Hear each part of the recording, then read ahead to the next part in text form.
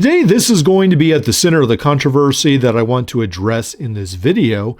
This is the volty bit for Leatherman by PC Doodle. But first of all, let's talk about the good things Galvanox has done and the bad things that they have done, unfortunately, perhaps ruining part of the multi-tool world.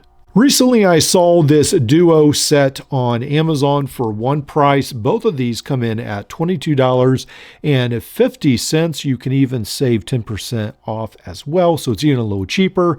This is from Galvanox. This is the flat end ratchet and bit extender set for multi-tools designed for use with Leatherman. Now, this is really cool, and from the pictures, you sort of have the idea that it's a very much almost copy of the 711 ratchet.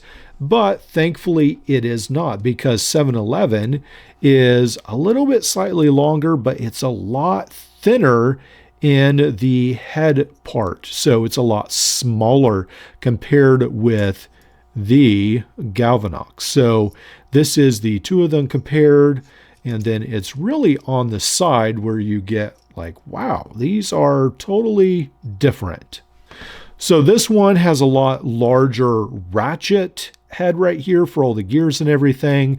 But again, for that $20, $22, $21, I mean, pretty amazing that you can get it. It feels okay. It sounds okay. I don't think it's as smooth as the 711, but it still seems fine. A lot of these ratchets that are cheap that I get off of AliExpress, they work just great. I've used them at work a lot. And then you can put this supposedly, yeah, right in here with your Leatherman. And there you go. You've got not only a ratchet, but a bit extender for $20, which is pretty remarkable. You can even use your Leatherman bits in this, or use, of course, full 1/4 inch bits on here. Really like this system. So that's all good. I think that's a great deal. I don't think it's necessarily copying too much a lot of other multi-tools. I mean, you can even get, essentially, this right here is a Cobalt double-ended box and wrench, I guess, or ratcheting wrench. And you can cut this apart and make your own fairly easy. So yeah, really good value from Galvanox. So where's the problem? Well, the problem is this. This is, again, the volty bit, and Galvanox, unfortunately, has decided to make their own version. So PC Doodle has come out with this volty bit. It's only been out maybe a year or two, maybe a little bit longer, not too long. And I don't use it that much because I use full-size testers at work, but it's pretty cool where you could use this in here. And the upgraded version, you can actually check batteries. You can, use this like 2 prongs on a battery, or from the front to the back of the battery. And then you can turn this on right here. And then it shows you with this little light right here how many volts they have. So really cool little apparatus, and there's a lot more that this does. They pack a whole lot into here, and I really appreciated the good work that PC Doodle has done with this, and also the flashy bit for the Leatherman Arc.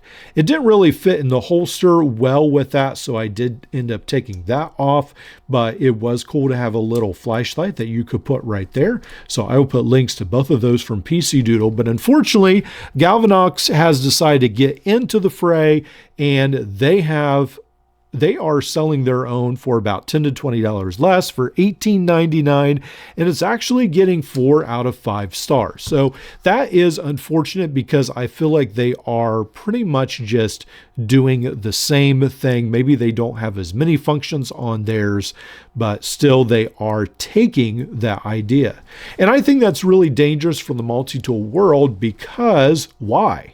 Well, because a lot of these small shops may end up having to close if a lot of overseas companies just continually steal their ideas within a couple months, within a year, and then, yeah, what do they have left?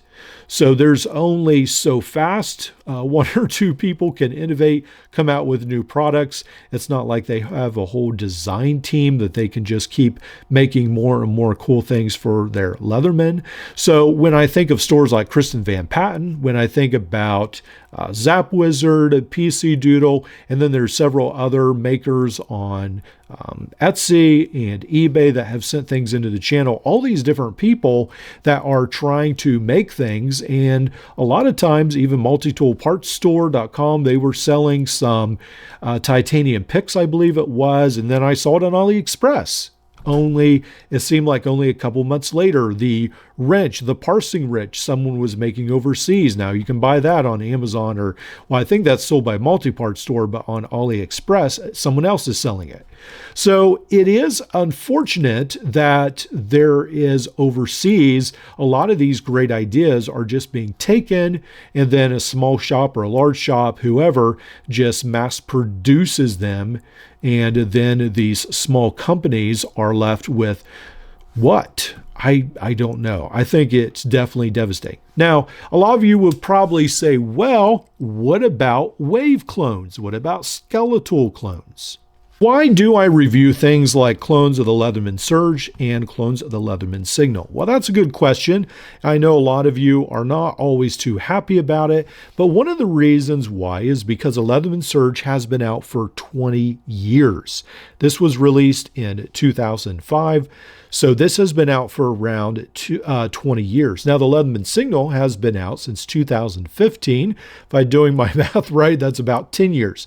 Now, that's a huge difference between a small company like PC Doodle that's trying to make their way online, and they've come up with a product that's only been out a year or two. I think that's huge. I think the size of the company, the length that something has been out, all that really plays a part in whether something's really a clone, if that's really a bad thing. There's a lot of provenance that expires after 20 years or so. Patents run out, stuff like that. But when we have companies copying something that's only been out a year or a couple years, then I think that is a bad thing. So I don't know where we're going to go from here. I think it is definitely a negative for the multi-tool world. And I think it will hinder innovation because I've heard even Zap Wizard on some of his videos say that he's almost hesitant to make things or produce things because in a couple months it will appear on AliExpress or overseas it'll be available or it'll hit Amazon because people copy him. And I know there's other makers as well that I have heard that exact same thing from. So I know that's definitely dangerous. A lot of the things that I review on this channel, I do try to review the original product if I can at all, especially if it's a small maker and I realize that something's being copied. Like I will not buy the Galvanox version of this. I would not recommend you to either. So increasingly in the multi-tool world, there are all kinds of options out there. This is a great sheath from Zap Wizard. This is from Kristen Van Patten. You can hold the Leatherman ratchet right there and then also put your bits right here and they can clip onto your belt. This is a random magnet from who knows where. This is a metal sheath that I picked up from Amazon for the Leatherman Surge. So there are a lot of great options. One of the things I appreciate is that Zap Wizard has a bunch of different makers that he lists, not just things from himself, but some reputable people that are making things, aftermarket accessories for Leatherman. So keep watching this channel, keep going on to Zap Wizard's website, and we will try to review and sort of cut through all the many accessories out there. It's great that they're out there to some extent, but we'll try to bring you the best options. And we will try to, as people send them in, recognize the original inventors of some of this stuff.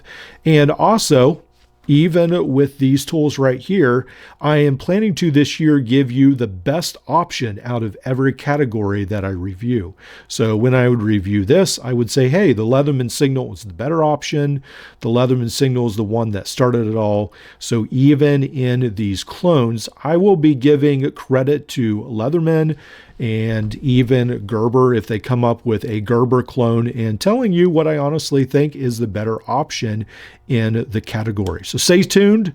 Make sure you're careful with how you spend your money. I've been noticing that Amazon is trying to charge outrageous prices, like $90 for a Gerber NXT suspension or something, $120 for a Next tool, multi-tool, crazy stuff.